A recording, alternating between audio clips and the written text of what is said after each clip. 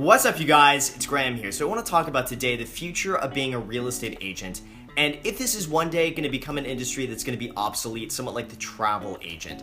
Now, I'm mentioning this because a few things have come out in the last few years to try to eliminate the real estate agent. Things like Zillow Instant Offers, which is basically the CarMax of buying real estate. You're also seeing websites like openlistings.com, which really try to cut out the real estate agent as much as possible to save the buyer on commission. We're also seeing a lot of real estate agents just completely reduce their commission next to nothing just because they're desperate for business. So what type of industry is this, and is the real estate agent going to be around for the long term? So let's talk about this. For those that don't know, I am both a real estate agent and a real estate investor, and how I made most of my money is working as a real estate agent. Now, the real estate investor in me would love a streamlined process between buying and selling where I can save as much money as possible. See, when I'm buying a property, I really wish that everyone could just cut the crap, we negotiate for a few minutes, shake hands on the deal, close it, and we both walk away a winner. But let's be real here, realistically, that is rarely ever gonna happen. And honestly, I think a lot of the programs that have rolled out so far that try to eliminate and replace the real estate agent just won't be successful long term. And I truly see the real estate agent career in general being something that's gonna thrive for a very long time. And the reason why is because real estate is bought and sold with emotion. It's not necessarily always a logical decision to buy or sell something. A lot of it is emotional.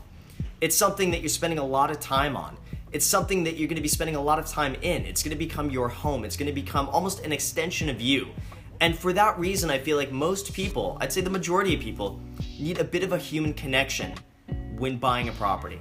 And think about it too, when you're buying a house, it's often a very emotionally driven decision. It's often going to be one of the most expensive purchases someone makes in their lifetime. And it's going to be a place where they come home every night. It's going to be a place where they raise a family. It's going to be a place where they create a lot of memories. And oftentimes, it's very difficult to put a price tag on those experiences. And even as a seller, oftentimes your home is an extension of you. It's some place where you've spent a ton of money on, a ton of time on. You've made it your own. And technology is gonna have a really hard time replacing the human connection of emotion. And honestly, half of what I do as a real estate agent is pretty much just act like a therapist. I'm someone that people bounce ideas off of.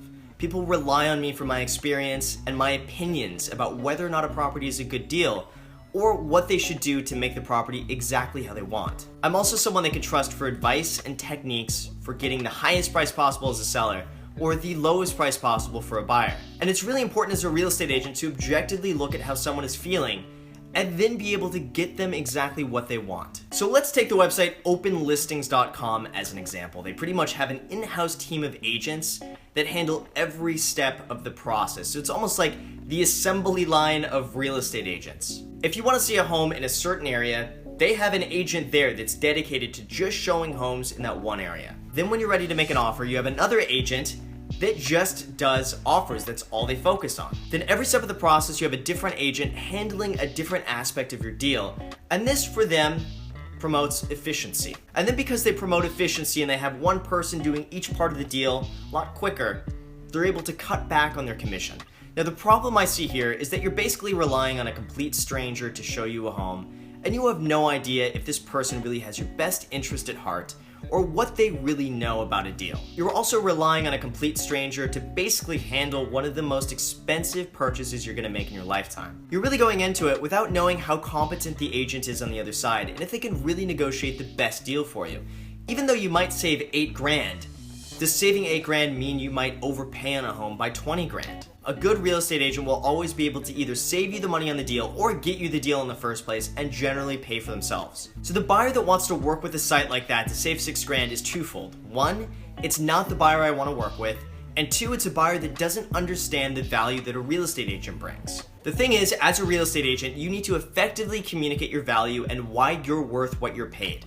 And if you can't do this, learn this as soon as possible, otherwise you're going to be an agent that's going to lose a lot of business to websites like Open Listings and Zillow. And think about it, everything you use, you understand the value of it. You understand the value of using an iPhone. You understand the value of watching this on YouTube. You understand the value of the car you drive and the place you live in. You understand the value of all of that. If you don't get the value, you're not going to use it. It's the same thing with any business, and it's the same thing with working as a real estate agent. If you can't show someone your value, you're gonna lose business. And if people are seeing more value in saving a few $1,000s than working with you as a real estate agent, then this is something you really need to work on. Your value as a real estate agent needs to be that you understand the human connection, you understand that it's an emotionally driven decision, and you need to learn to use that to benefit your client to get them exactly what they want at the best price possible. And the thing is, an agent can easily make a 10% difference in a selling price, for better or for worse, just by their techniques, their photographs, their style, their communication. These things are really important, and using a bad agent can end up costing the seller a lot of money. Or it could cost the buyer a lot of money because you're gonna end up overpaying for the property. And I've seen these random, no-name, fly-by-night real estate agents just completely kill deals because they had no idea what they're doing. Then the sellers are wondering afterwards, why did my property sell? Or the buyers are wondering, maybe I should have made a better offer on this place, no wonder I lost it. And sometimes these mistakes are as simple as mispricing, bad pictures, not being able to show it, maybe a bad description, not picking up their phone. Little things like this make a huge difference. And sometimes too, clients are a little bit too logical and they forget that this is a place they're gonna be living in for 20 years, that they're gonna be raising a family in, and it's important to bring them back down and realize that this is something that's really personal and not always about the numbers. Understanding a person's wants and needs and emotional up and downs really gives us the advantage that technology can never really replace. And it's less about being persuasive and more about just giving someone an objective opinion, letting them see all sides, putting things in perspective, and letting them come to their own conclusion. So in the end, are websites like this really gonna replace the real estate agent? And my thought is, I highly doubt it. And it really just comes down to communicating your value and showing people why you're worth what you're paid. If you can do that, you're not gonna have any problem whatsoever. Because the truth is, a really good real estate agent is gonna save more money than what they charge. And let me give you a recent example here. Last month, I listed a home for $1,950,000. Ended up selling it 3 days later for $2,150,000. That is what a good agent can achieve. So even though my commission was somewhere around $50,000, I just got the seller an extra $150,000 from the selling price. That's a price that's definitely worth it.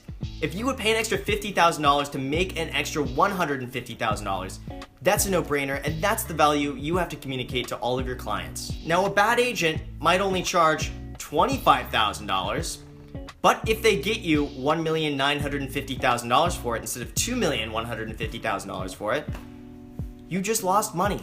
So that's the difference between a bad agent and what a good agent can do. And with that, the people that are selling their home on Zillow Instant Offers, which is basically, like I said, the CarMax of real estate where they cut out all the commissions, you show them a property and they give you a price for it. The people that are doing that, first of all, are people I just don't want to work with. And also people that are willing to sacrifice so much money for all the profit that Zillow needs to make, that usually these people are the types that just want no hassle whatsoever. They want zero human interaction. They want zero showing, zero hassle. And frankly, as a real estate agent, that just comes with the territory. And honestly, working with a real estate agent will net you more money.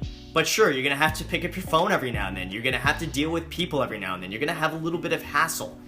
But that hassle is generally worth a lot of money for most people. So long story short, the type of person who's willing to work with a Zillow Instant Offer is not the type of person that I want to work with. To sum things up, will this take away from our business? And I think hardly.